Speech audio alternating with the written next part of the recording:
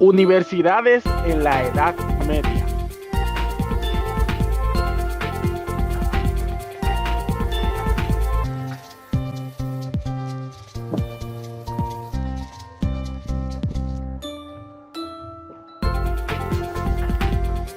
Las primeras universidades medievales nacieron a partir de las escuelas palatinas, monásticas y episcopales, existentes desde la Alta Edad Media y que se convirtieron en universidades universistas, sustituyendo a aquellas.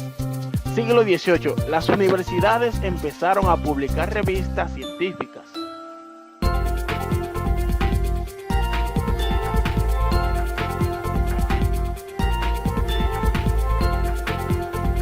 Los orígenes de las universidades.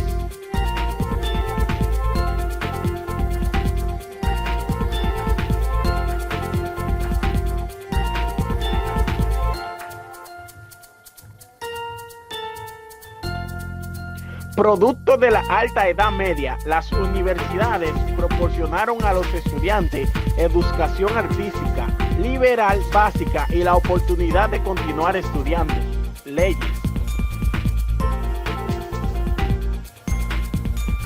Los recursos se enseñaban en latín, principalmente por el maestro que leían los libros.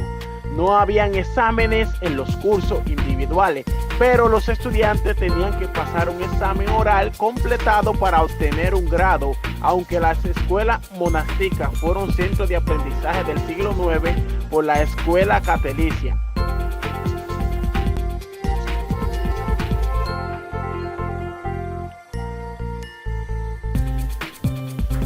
Habían 20 en el año 900, para el año 1000 su número había crecido, cuando menos hasta el 200, ya que cada ciudad catedralicia se sentía obligada a establecer una. Las más famosas fueron las de Chartres y León y Social, todas ubicadas en Francia, que eran universidades del centro intelectual de Europa del siglo XII.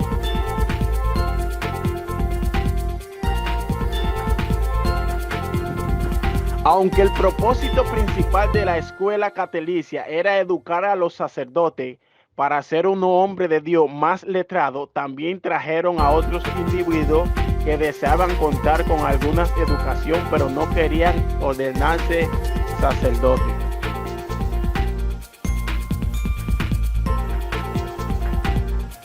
Muchos administradores universitarios tuvieron títulos, como los de cateller, prebote y decano, originalmente utilizado para los funcionarios de los capítulos de la catedral.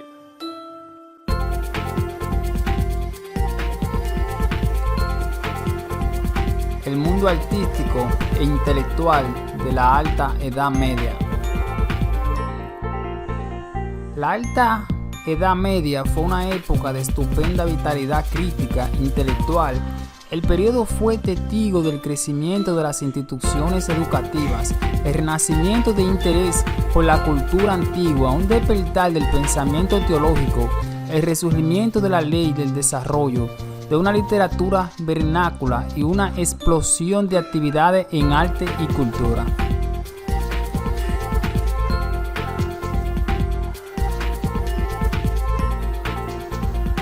En la Baja Edad Media, la cultura está en manos de la Iglesia. Dice que cada vez hay mayor presión por parte de los municipios. Los estudiantes universitarios son considerados a todos los efectos como clérigos menores. Y en este caso, si cometen algún delito, deben rendir cuenta ante la justicia, como son siempre juzgados por el tribunal eclesiástico. El papel de los docentes en el contexto de las universidades en la edad medieval.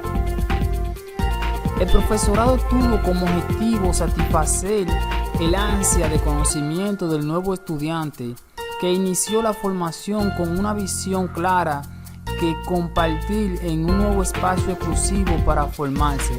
La demanda creció cada vez más e igualmente el número de los docentes.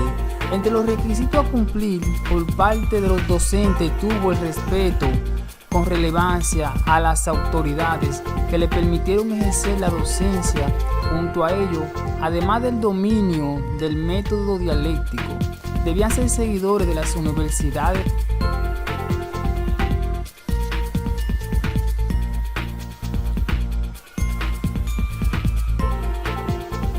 Así las cosas, los docentes se concebían como personalidades públicas, por lo cual debían llevar una vida ejemplar, tanto en lo moral. Se les exigía el celibato y la calidad, los cuales es preciso recordarlo como en lo religioso.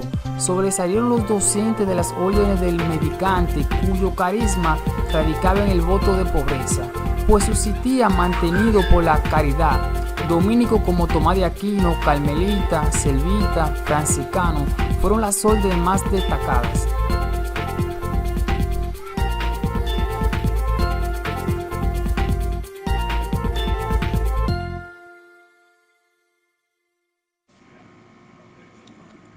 Enseñanzas y grados de la Universidad de la Edad Media. Los estudiantes llegaban a las universidades habitualmente con 14 años a poco más, tras haber iniciado los estudios más rudimentarios con maestros que le enseñaban a leer y escribir y un nivel suficiente de lengua latina. Los primeros años de su vida universitaria se dedicaban a los estudios de artes liberales que comprendían el trivium y el aldivium. Alcanzaban el título de bachiller, lo que solían ocurrir en un plazo de unos 6 años sin obtener ningún título. Las lecciones universitarias consistían en la lectura más o menos lenta o rápida, o glocosa con comentarios de un texto, habitualmente un clásico o más o menos adaptado para su comprensión didáctica por el profesor, cuya cátedra o silla se convirtió en un situal elevado sobre un estrado cada vez más prominente, hasta ocurrir del palio y otros adornos finales de la Edad Media.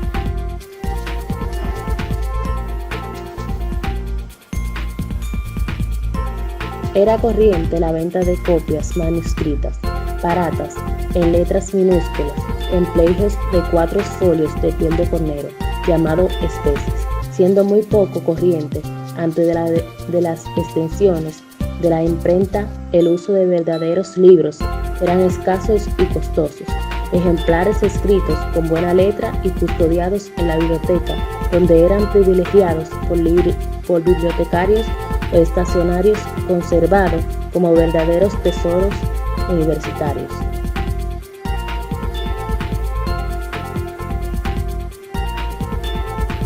Las universidades más importantes de la Edad Media.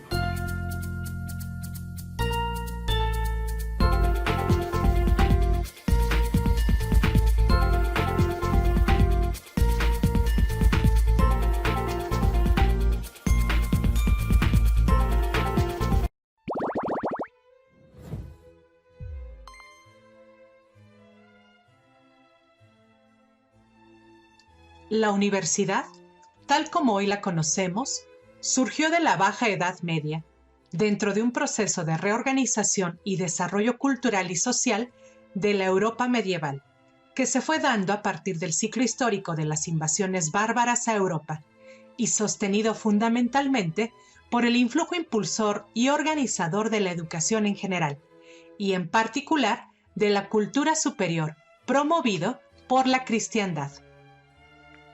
Aunque la universidad fue una realización medieval, no se deben desconocer los múltiples antecedentes de grandes y significativos desarrollos de una cultura superior, tales como el esplendor de la antigua cultura china, apoyados con la invención de la tinta, del papel y del grabado impreso. O la Escuela de Alejandría, fundada en el siglo XI a.C., y su célebre biblioteca, que llegó a contar con más de 500,000 de rollos de papiro. Destaca la clásica cultura grecorromana, con las escuelas de filosofía ateniense, como la escuela pitagórica, la escuela socrática, que utilizó las plazas de Atenas, el ágora para impartir sus enseñanzas, Platón fundó su escuela en los jardines del Academo, por lo que se conoció como la Academia de Platón, el Liceo de Aristóteles, que con la ayuda de la observación y la lógica sistematizó el conocimiento y su investigación. Por otro lado, en el Imperio Romano se fundaron las escuelas jurídicas, que constituyeron la base del alto y famoso desarrollo del derecho romano. Es importante señalar que, durante esa época antigua, era común la enseñanza tradicional de carácter artesanal, transmitida en gremios, donde se enseñaba de padres a hijos y en los cuales existían distinciones por el grado de experiencia, tales como el magistri, el discipuli o el laborantes. Por ejemplo, en Roma se constituyeron famosos gremios que conformaron la Schola Mercatorum o la Schola Hortolanorum. Es interesante destacar que dichas escuelas eran dirigidas por un magistri, al que se le daba el nombre de rector. Otras experiencias ya más cercanas fueron los aportes de la cultura árabe, tales como los grandes centros culturales de Bagdad y del Califato de Córdoba, donde se ubicaron las más ricas bibliotecas y observatorios astronómicos. Los árabes introdujeron en Occidente los números indios, con el sistema decimal y la noción del cero, que revolucionó las matemáticas. Sin embargo, fue en el campo de la medicina donde la ciencia árabe alcanzó sus más altas cumbres.